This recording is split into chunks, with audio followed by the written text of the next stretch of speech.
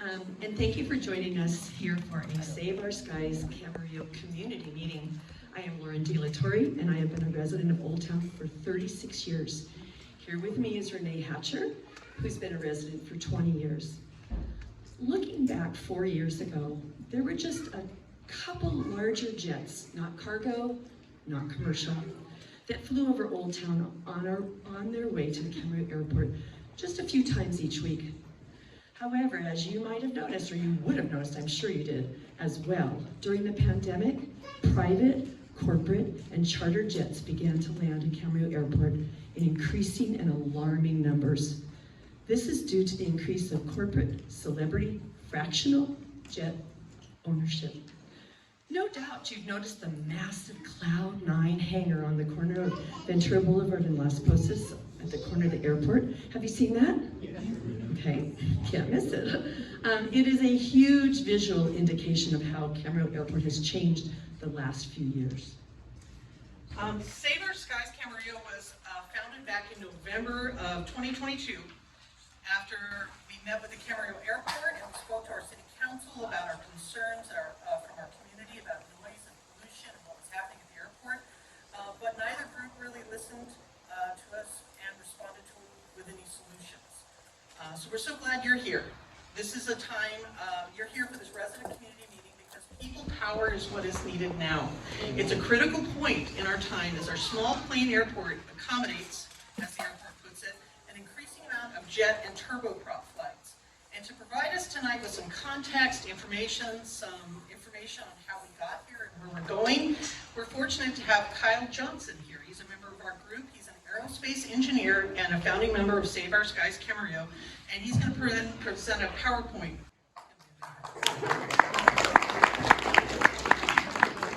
Thank you. Yeah, I don't want another 3-hour meeting for those of you that were at the airport meeting last month.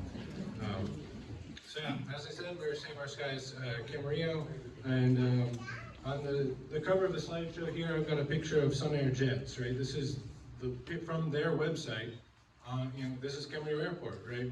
And so I use a lot of photos from the jet, the jet operators' websites, or photos of the jets, and they're glamorized a lot, right? If you look at those photos at sunset, it's all lit nice, right? But there's 6 jets and 1 turboprop in that picture, right? Just like showing their big fleet of jets. So to me, it has like the opposite effect of like glamour. It's like, this is like insane wealth to me. That's what I think of when I see this picture. So you'll see these pictures. I'm not trying to glamorize the jets. Like, I'm just trying to show you that that's kind of what they show to me. So let's get into it. So here's the agenda. We're going to try to keep it, like I said, under 45 minutes. So let's just get right into an introduction.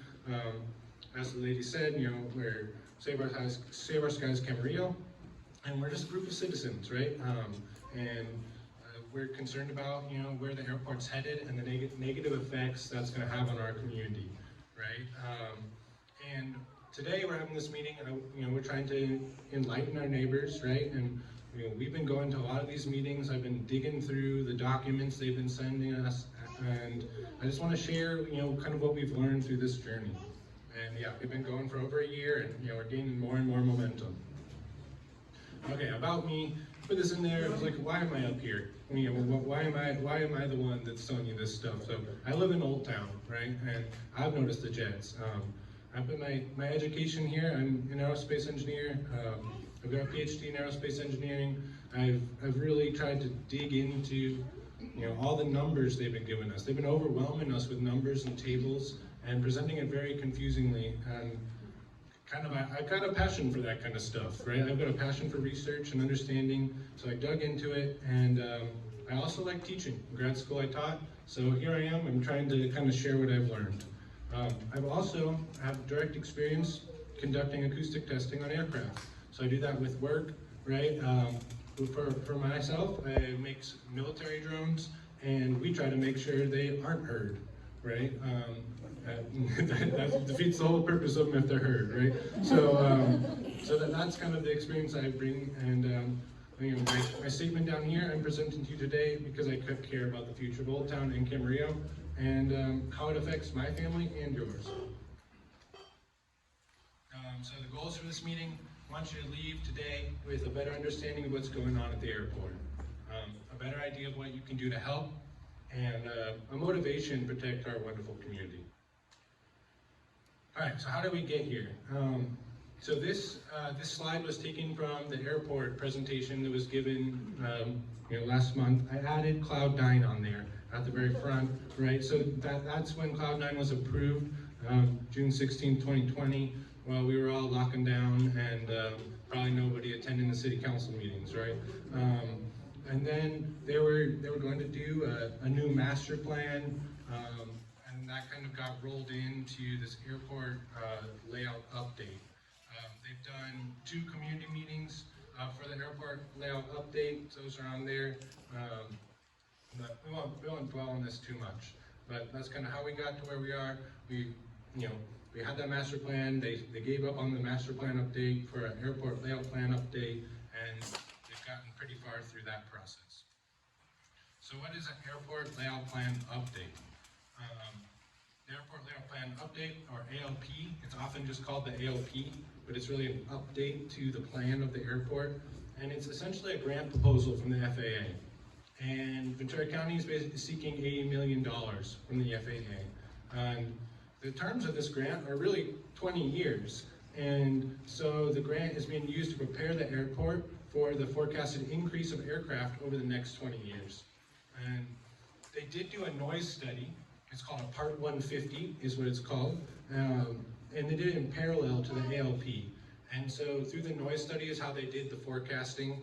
They did take noise measurements, right, and look at the current state of the noise. And that noise study now continues while the ALP is ending, right? So the ALP is going to be submitted, but the noise study is going to continue on. So I'm going to say this multiple times. There's going to be a meeting for the noise study in May, right? So they haven't announced a date yet, but getting a ton of the community there would be great. And I'll throw this out. So Santa Monica Airport they're in the process of shutting down, right? And they shortened the runway years ago. They kind of started funneling jets this way. But with them closing, they're actually having to pay the FAA back that money, right? Because they got to update, right? And they're closing the airport, right? So there's actually some consequences to getting this update, right? Or this grant, right? So we want to make sure that it's what is correct for the airport. We don't get kind of stuck with something we don't want.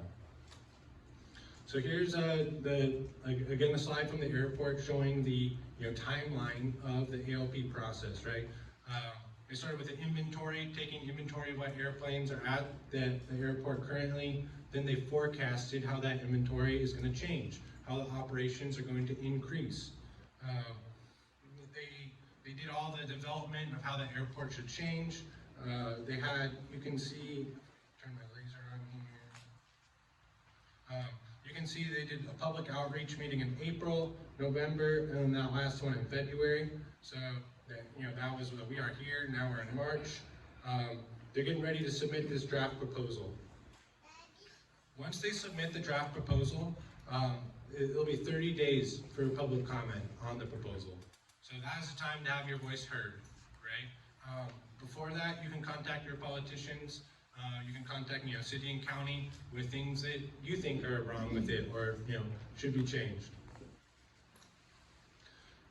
Just briefly kind of going over what the ALP is going to do, it's mostly focused on surfaces. So they're going to repave the entire runway.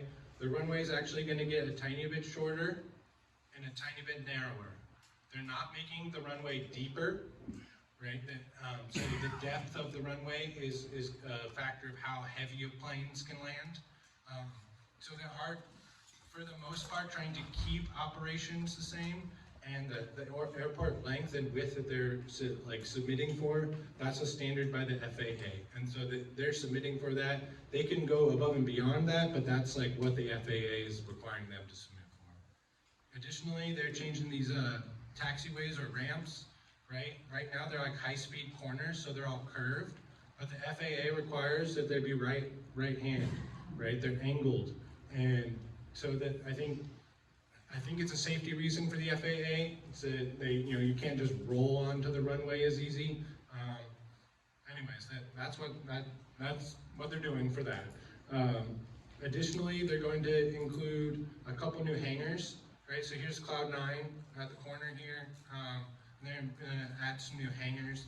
These hangars are significantly smaller. They would not fit jets. So that's a high level, and the forecast got to 2042. So in 2042, they're forecasting 250% more jets. They're also forecasting 600% more turboprops. And turboprops, they're essentially a propeller plane that's driven by similar to a jet engine. They're also very loud. In subsequent plots, I'll kind of lump the jets and turboprops together.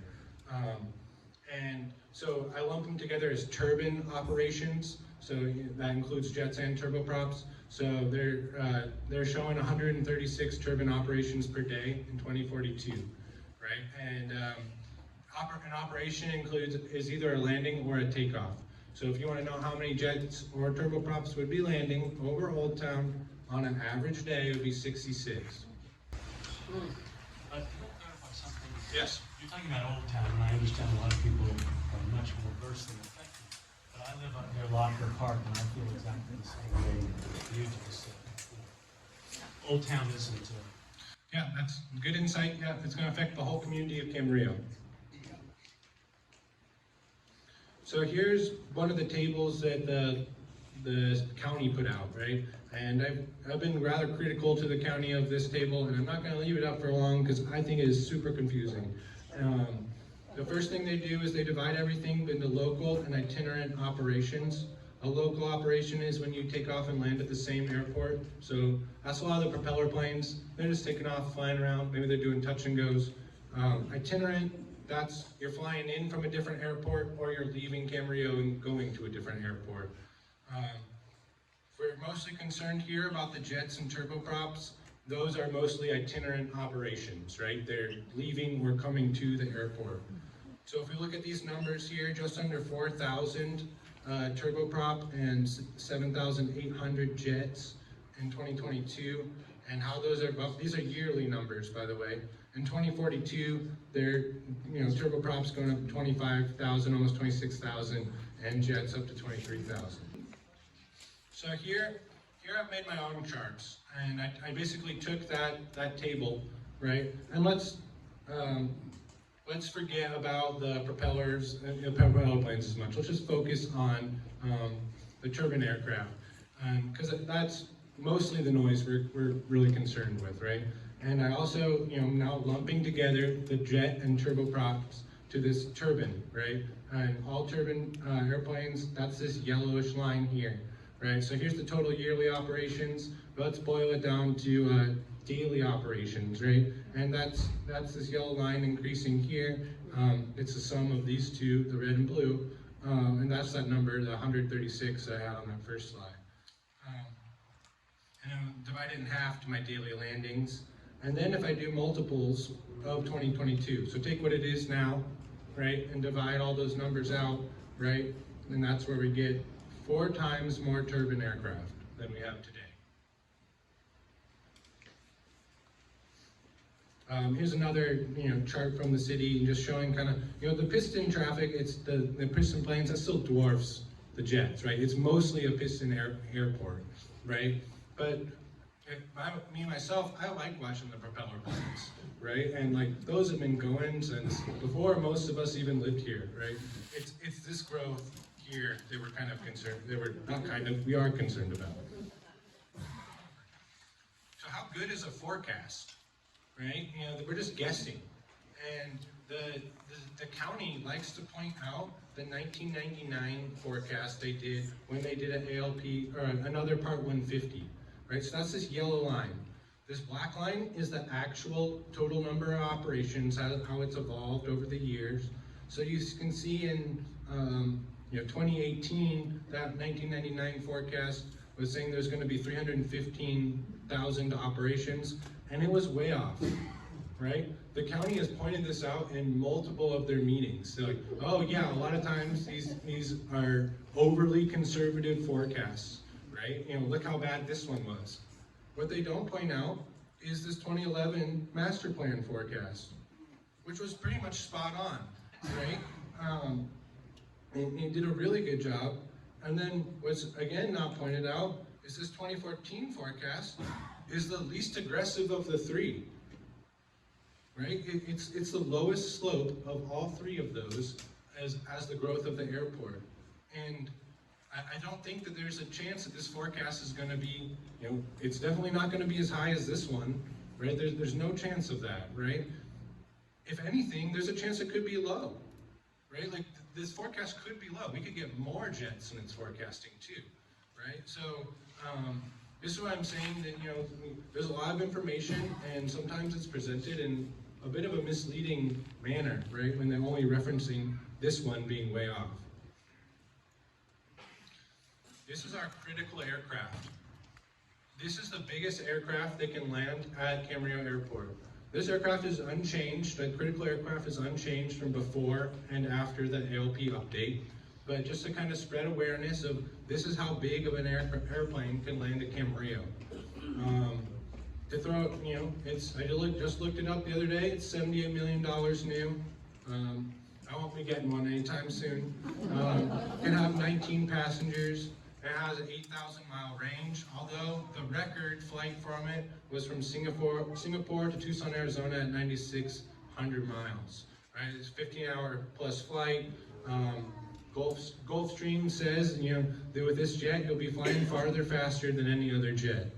Some notable owners, they're all the super billionaires we know, right? Elon, Bill Gates, Jeff Bezos, Ralph Lauren, and Nancy Walton-Lori, of Walmart. So, kind of one thing that we think draws a lot of these jets to Camarillo, these very expensive jets, is Camarillo's location, right? We're close to a lot of affluent areas, right? We've got Malibu, right down here, only 27 miles away. Even Santa Monica Airport closing and rolling back operations, and parts of Thousand Oaks, Westlake, Agora, and then we're not far from Ventura either. We like Camarillo. It's far enough away from LA, but we got everything right there. You all live here, right? Right? And one thing is, so like this graph, or this map, I took that from Cloud9's website, right? This is how they're advertising our airport, right? They're advertising drive times and distances to all of these areas, right? And they have this right here: Camarillo Airport, clear skies, effortless, uncongested, easy access, right? So that's like the draw. It's like they're trying to pull people from Calabasas and Malibu to come use our airport. Mm-hmm. All right, so now we'll get into aircraft noise. So between Ventura County and the city of Camarillo, there's what's called the Joint Powers Agreement, or JPA. It was originally written in the 1970s, and it foresaw aircraft noise being an issue for the community all the way back to the 1970s. And they put these operating hours here as 7 a.m. to 10 p.m. of the airport, right? That has since in the 1980s was changed. The operating hours are now 5 a.m. to 12 a.m. This is not a restriction on landing. They can land whenever they want. This is only for takeoffs. And emergencies, they can still take off, right? There's plenty of times I hear a jet landing at 3 a.m., right? So it's not like the Burbank or Santa Ana Airport that have restrictions of when flights can leave, because they can do that because it's scheduled, commercial flights, right? They can just say Southwest, don't fly your planes out of here, But it's a lot harder with the private planes, I think, to shut down the airport to them. Do you know who changed the hours? I believe the county did. So do they have the power just at? It gets a little complicated. So I have heard that they were originally changed for the Olympics to allow people to get in easier, and then the FAA passed a new like ordinance on JPAs basically that made them, if they change the JPA again, they're gonna have to do like this huge study. So they were really easy to change, they changed it, and then the FAA made them harder to change, and now they don't wanna change it. So it's sort of like the poison pill of the ALP? Yeah, kind of. And the last one I'll highlight, we got highlighted here for the noise, right? They specify noise levels in two different ways. They say that the noise has to be less than 60 CNEL, or they really say that, the residential areas are not exposed to greater than 60 CNEL, and that stands for community noise exposure level, and I'll get into that a little. Or that any single event, so that could be a jet landing or taking off, not expose residential areas to greater than 90 dBA, and that's decibels with a weighting. And so here's a decibel. We'll start with decibels, and I got my disclaimer down here. I'm gonna get a little bit in the weeds with the acoustics here, okay? Acoustics are really tough, and they get presented to us in many different ways throughout this whole process. And I might bore some of you, sorry about that, but the more we know and understand what the county and the consultants are presenting to us, the better off we're gonna be. So I've got this chart here of what decibels kind of sound like. I'll just kind of point two out here that 60 dB, that's a normal conversation. 80 dB, that's a police siren, right? Sirens. And then 90 dB is the threshold. That's like hair dryers, blenders, power tools. And this graph, or this image here, right? Like there's distance. Distance is this is just kind of like a guideline, right? Like obviously if you're far away from a hair dryer, it's a lot quieter, right? Jets are really loud, right? If you're right next to a jet, they're super loud. They're over in the 130s. But so you got to factor in the distance too, is my point. Like when I say hair dryer, like, well, the jets sound louder than that, but it's because you're right next to a hair dryer, right? All right, so a little bit more on decibels. So a decibel is called sound intensity. It's a unit of sound intensity, and it's what's called a logarithmic scale. So that means that every time you increase 10 decibels, it's 10 times more. Right? So 40 dB is not 10 more than 30 dB. It is 10 times more than 30 dB, right? And so you'll commonly see, even in the JPA, we saw dBA, or dB sub A. And the A is a weighting that's applied. And the goal with A weighting is to mimic the human ear, right? And it is a very old weighting that there's much better ways we can mimic the human ear, but it gets much more complex. But you start to see there's the complexity of acoustics, of sounds and being made in waves, and there's the added complexity of how a human ear processes them, right? So there's kind of two factors going on here. Hear that, Jet? So what I want to point out about dBA is, so all these low frequency sounds, they're getting multiplied by these numbers, right? So these are all negative. All these low frequencies that humans are not good at hearing, they get reduced, right? And these frequencies that we are good at hearing, they get increased, just a tiny bit, right? But then these higher frequencies get reduced. So this is a huge frequency range, right? But for the most part, dBA is reducing the decibel level, right? So if you just had, a reading at 90 dB unweighted, you go to dBA, it's going to be less. Unless it's like only in that super specific range, right? One more thing to throw out, and this is kind of the complexity of the human ear and acoustics. So an increase of 10 decibels, it sounds twice as loud to us, right? And so, yeah, I'll just leave it at that. We don't have to get into the math of it because it's a lot, and I had to look at it a ton too. And so if we say an 80 dB jet, right, well, that's below the 90 dB threshold, but an 80 dB jet sounds 4 times louder to us than just a regular conversation, despite being 100 times more sound intensity. So here's the table of the noise study that Kaufman Associates did. The Kaufman Associates are a group that the county hired. They specialize in just doing airport updates like this all over the country, right? So here's another table they presented, and look at it, it's a lot. So a lot of you may have seen this table. I know I've looked at it a ton, and they had 8 different sites that they had noise monitoring stations and equipment at, right, for multiple days.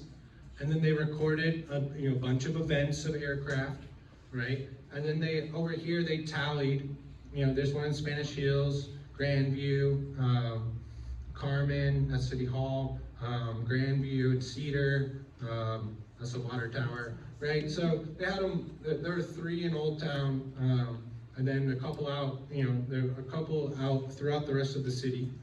And then they record, the number of events that were in these different bins here. So if we look at the ones that are greater than 90 to 100, right, there's events in here, right? Quite a few. This one, Site 7, that's on the runway. So of course they're gonna be super loud there, but that's not residential. We're not raising red flags about it. What's not clear is these levels are sound exposure level events. So a sound exposure level is yet another acoustics thing, right? And so that is, if you took that sound and compressed it to 1 second or lengthened it to 1 second, what would the equivalent energy be? So we cannot directly compare that to the 90 decibel threshold, right? What we can directly compare is this L max value. So that's the maximum sound that was recorded, and they just did it per day. What I really don't like, and I complained to them multiple times, is I think I said it was 60% of these numbers all have little footnotes that they were not from airplanes. And I get the point they're trying to make, that life is loud, right? But yeah, dogs are barking and a motorcycle drives by, but we're focusing on the airplanes. You can make that point, but provide us the table of just the airplanes, right? So I complained to them about that for a year, and they did. And so they sorted this now by decreasing L max value. So there's only one airplane they've got in all of their monitoring that was above the 90 dB threshold, and that was it's a Russian MiG that lives at the Air Force Memorial Museum there. Okay, whatever. That thing it's not a commuter jet. It flies, maybe once or twice a year, right?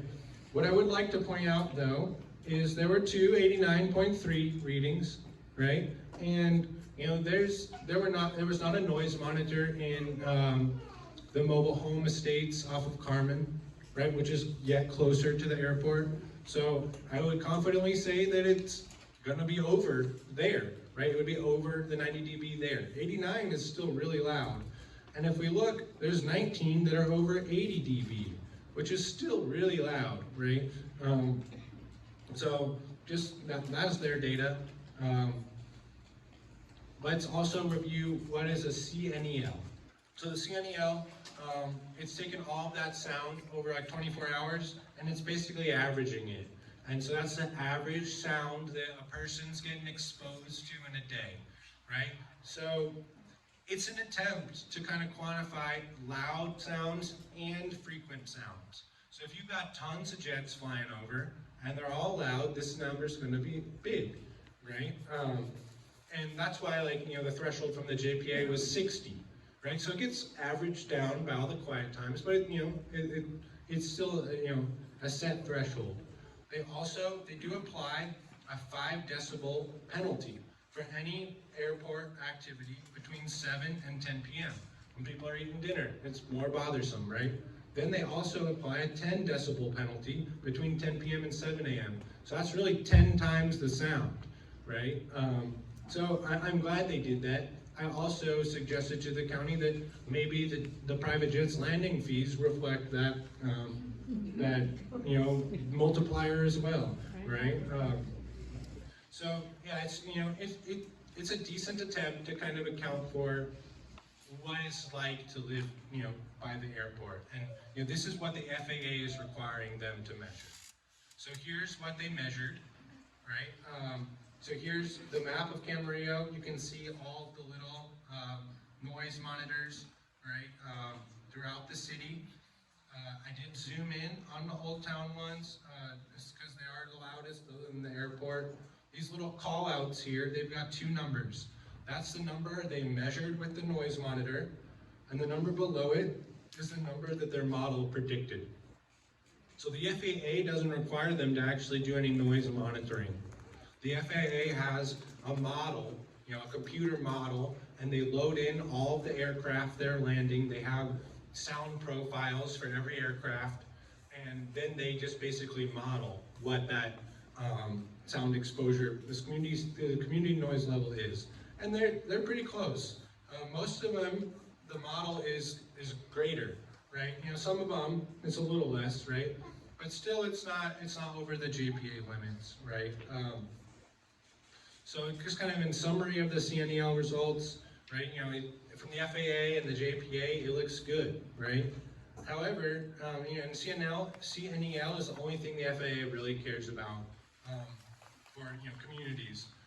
But it's actually being highly debated right now if that's the best metric to kind of show in a lived-in experience. And there's much larger groups than us, right? There's statewide groups that are doing similar things too, and we're starting to look into that too. Of is this the best metric, and does the FAA need to update their guidance? Even one of the consultants was telling me to look into that, right? So they know, they're kind of fixed to play the FAA's game too, right? It's a very bureaucratic process, right? But just to throw that out there, it's it's debated if it's the best. So I got motivated by all this, and I did my own noise study. So with permission, I borrowed the sound monitor we have at work, and actually spec'd out this sound monitor and bought it for some testing I was doing at work too. But it just so happened to be the same exact one that the Kaufman Associates used. It's Larson Davis Sound Advisor 831C. I will point out though that mine has the GPS dongle, theirs did not, so I'm just saying. So I recorded in my backyard from Friday, February 23rd at 6 p.m. to Sunday, February 25th at 10 p.m. So my backyard in Old Town is a lot closer to the field level, right? So it's a lot lower than people who live right next to the water tower, right? But I'd have this thing out there for, 2 whole days, and so I'm not going to go put it somewhere else because I'm just borrowing it. What street do you live on? I live in Orchard View. Here's getting a little bit more into the weeds. So that table they showed, they were talking, the Kaufman Associates, they were showing Lmax, right? There's a difference between Lmax and Lpeak, and L being the variable that we use for sound, in decibels. So Lpeak is the absolute most maximum reading that was recorded, right? With Lmax, there's some more filtering going on, right? It's actually, there's some time averaging going on of the signal, right? Kind of similar to how a CNEL is done, but over a much smaller time span, less than a second, right? Because, sound is a wave, it's fluctuating up and down, so there's Lmax, there's Lpeak, or Lpeak and Lmin, and there is some justification. I have this quote here that's actually from the website that makes the sound analyzer I use, saying that most of the time Lpeak is not the most important consideration. It is that Lmax. Again, trying to replicate how our ears perceive the sound. That being said, Lmax has a knob that you can turn, right? Of how long your window is of time that you're averaging over. Right? And so without that being kind of provided to us, it starts to be a little fishy. So here's some results that I recorded. So here's one airplane. This is a turboprop, a single engine turboprop. I think in my experience, turboprops tend to be very loud. And I have in red, the red vertical line or horizontal line is the JPA threshold of 90 dBA. The red squiggly line, that's the peak. So the peak noise, it crosses 90 dB. The L max, and that's the yellow, is only going to 80, right? So you can see the difference of how, kind of the averaging effect, reduces that sound level. 80 is still really loud, right?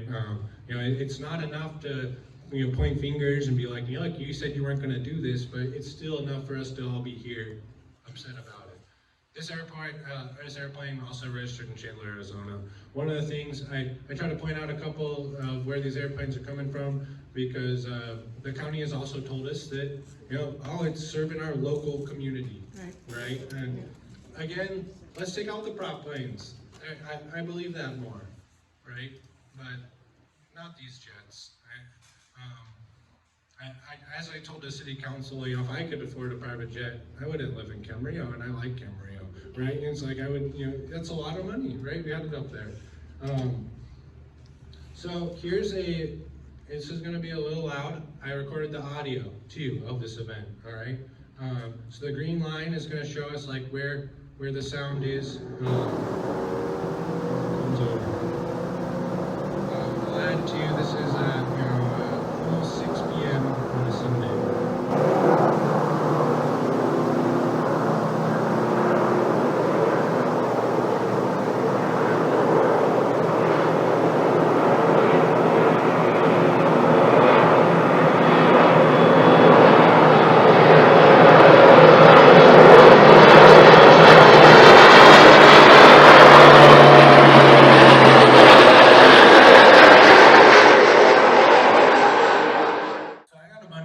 I'm not going to sit here and play all of them for you all day. So here's another interesting one. All these planes, the L peak in red, were relatively quieter, but they were 4 jets in 4 minutes on Saturday, and I was outside for that one. I even wrote them all down. I'm like, I'm going to go find this in the data, the times. So that was a lot, right? Just one after another.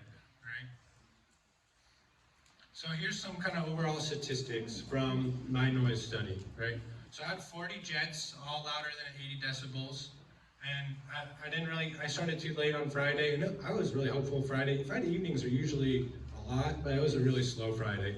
But anyways, all the jets were Saturday and Sunday, right? So everything I was Saturday and Sunday. 22 of those 40 jets were on Saturday, right? So right now, our average landing of jets from the forecast is 17, right? So we know this, weekends are above average for jets, right? So that's another thing when we say there's gonna be, 66 landings a day, that's the average. So if this day was in 2042, that would have been 88 landings, right? We'll have high days and low days too, right? There were 10 jets that had their L peak greater than 90 decibels, still loud. And there was only 1 jet registered to Camarillo. Of all 40 of those, there are 13 that blocked their tail numbers. That's starting to be more common on the the flight tracker websites. 3 were from Santa Monica, and the furthest away was from Vancouver. So the statistics are kind of in line, like quantity-wise. I think it makes sense with what the forecasts were showing. We expect weekends to be more. I have a couple neighborhood videos. We have an Instagram and a Facebook up and running, and so we post videos of the jets going over. These are short, but you guys all see these.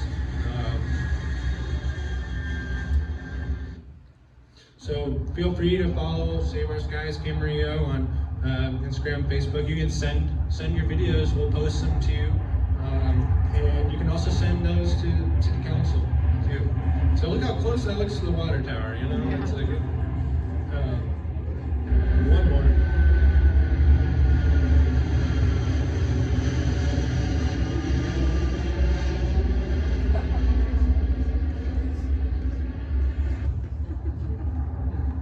Oops. All right, so now let's get on to aircraft emissions. So I don't have a ton of this on this because I haven't done an emissions report, right? So that's another thing we want them to do, right? A lot of this information I've been saying, I've been grabbing from the county's reports and stuff, and I don't have the tools or the knowledge to do my own emissions report.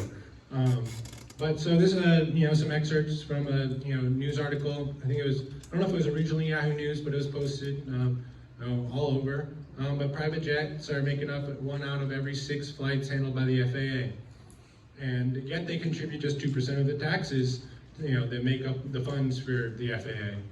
And then this makes sense. Private jets they emit 10 times more pollutants than commercial jets per passenger, right?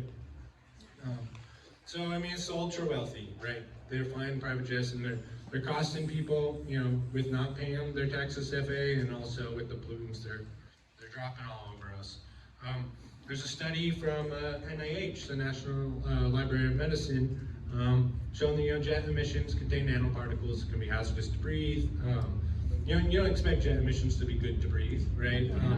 And they compare it to similar effects to diesel exhaust, and just kind of more information that we should be saying this environmental report needs to be done. The economic impact of the airport. So this is from the airport's presentation again. 2019 total economic benefits of the airport. Right, they have 1,700 jobs. Their payroll 115 million, and the economic output of the airport was 230.8 billion, which seems like a lot, but you're only buying 3 of those really expensive jets. But you compare that to Ventura County's GDP for 2019, and it's nothing, right? Like it's not like a big business for Ventura County. It's not contributing back tons of money to the county, right? It's a tiny fraction of that.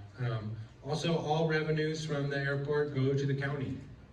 It's not coming back to Camarillo at all. And even though we're kind of the most impacted by it. So what can we do, right? I'm painting a pretty bleak picture here. So what can we do about all of this? Number one, participate in this upcoming noise study. Right, so the Part 150 study continues. They haven't set a date, tentatively in May. The county has a plan. They have and implement their voluntary Fly-Friendly Ventura County program. They've already rolled it out for the propeller planes, and that has the propeller planes supposedly, allegedly, they're trying the propeller planes to come over the farms and then have, over the outlets line up more at the runway. Right? I live around the edge of the farm, I look up and see them, that has not been happening. But also, the propeller planes don't bother me. It's just a data point of their, they can't force them to do it. I'm not sure why they can't force them to do it, but everything they're suggesting is voluntary. The county is even saying they're going to explore and analyze the feasibility of changing the flight path, including the approach path, right? But we need to be on them to make sure they are, right? They might just say, yeah, we did, staying the same kind of thing, right? So if they might do a really good job too, but we gotta kind of be like the watchdogs, I guess. And the voluntary programs, and they're also asking the FBOs to not fly late hours. This is a good time to also, again, demand the permanent noise monitoring. All right, we're almost done here. We'll get to the Q&A. We started a petition, all right? So we're trying to get more signatures on it, and we're basically it's covering the stuff that I just went through tonight, right? You're getting 4 times the levels of turboprops and jets. So we want to make sure that the city of Camarillo and the county that they complete the Part 150 noise study, also this alternative flight path analysis, and an emissions report before they finish the ALP, right? So they don't just get their $80 million and move on, right? I don't think that's gonna really change what they're trying to do for the ALP, but that's it's a milestone that we can kind of try to hold them up at a bit to make sure they meet our demands. Because after they get that money, I feel our voice is gonna be a little less powerful, right? And I feel our voice is already not the most powerful unless we are complaining a ton to the politicians, right? Which, you know, and, sorry, we say it's reasonable and responsible that these, you know, get completed beforehand. So speaking of the politicians, here's everyone that's on the airport authority. So this has people from the county, the city, also some public members. All of their email addresses, and I believe even some of their phone numbers are on our website, Save Our Skies Camarillo. You can also, like, some of these people are up for election too. You can also vote for people that, you know, are going to support, you know, the community over the airport, right? You know, some of them have run on, you know, the airport's a business. We need to grow this business. As we've shown, it's not this huge business for the county. Anyway, I want you guys to continue to learn. So you're here, that's a great start, right? Like I went through, there's a lot of bureaucratics, there's a lot of complexities in the acoustics, and we can't just say, jets are too loud, right? We gotta kind of play this game, right? We gotta get involved. We gotta get involved in the studies, attend those noise studies, and the more we know, the more we can influence a solution. And I want to take the time to thank you all for coming, and now I'll take any questions. Thank you.